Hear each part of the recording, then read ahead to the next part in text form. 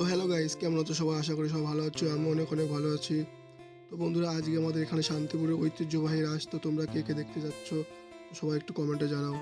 তো আমি তো বাড়ির থেকে বেরিয়ে গেলাম, এই দেখো আমি এখন চলে এসেছি শান্তিপুর রাস উৎসবে। আর এই দেখো এখানে আমরা একটু ভিডিও করে নিলাম। আর দেখতেই পাচ্ছ চারিদিকে কেমন ভিড়। তো এখানে কিছু তো হ্যালো গাইস, এখানে কিছু তামিল লোক এসেছিলো বাজনা বাজাতে। তো তারা বাজনা বাজাচ্ছিল না, আমরা অপেক্ষা করছিলাম, এই জন্য আমরা ওখান থেকে বেরিয়ে গেলাম।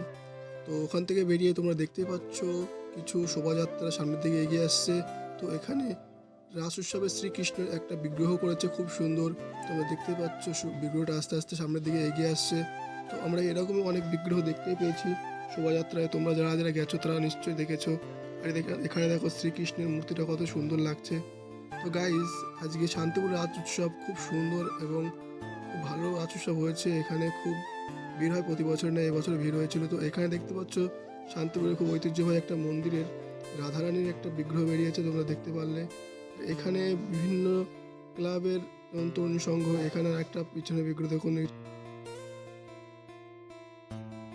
প্রতিমা আসছে সামনের দিকে এগিয়ে। তো শান্তিপুরের ঐতিহ্যবাহী রাস তোমরা কারা কারা দেখছো প্রথম তারা একটু কমেন্টে জানাও। আর এখানে পিছনে দেখতে পাচ্ছ একটা মহাদেবের একটা মূর্তি আসছে। হর হর মহাদেব। যারা ভোলে বাবার ভক্ত সবাই একটু কমেন্টে জানাও বন্ধুরা।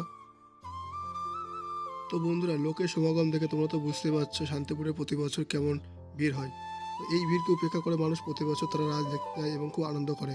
আনন্দ করার সঙ্গে সঙ্গে তারা এখানে অনেক মজাও করে।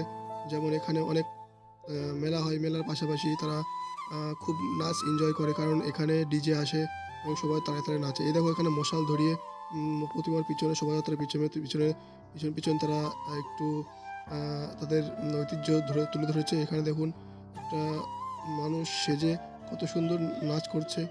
তো এসব দেখার জন্য শান্তিপুর বিখ্যাত। তো তোমরা দেখতে পাচ্ছ এখানে